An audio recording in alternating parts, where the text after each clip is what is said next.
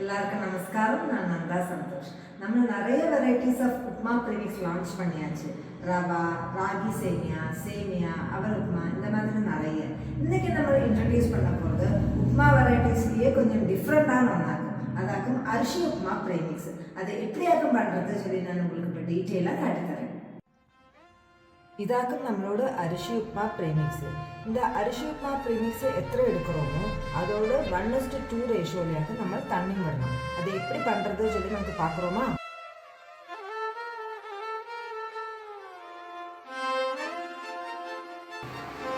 இப்போ நம்மளோட தண்ணி பாயில் ஆகிட்டு இது நம்ம ப்ரீமிக்ஸ் ஆட் பண்ண போகிறோம்.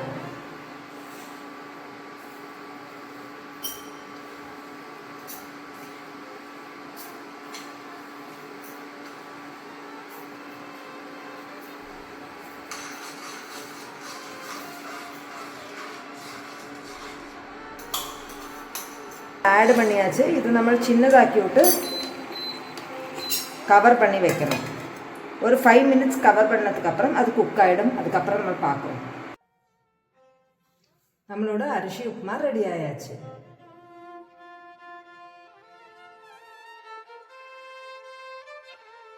இந்த அரிசி உப்புமா நமக்கு 2 விதமாக பண்ணலாம். இப்போ நான் பண்ணின விதமாகவும் பண்ணலாம், இல்லைன்னா ப்ரெஷர் குக்கர்லேயும் பண்ணலாம். ப்ரெஷர் குக்கரில் பண்ணுறதுனாலும் 1:2 ரேஷியோவில் தண்ணி விடுறது.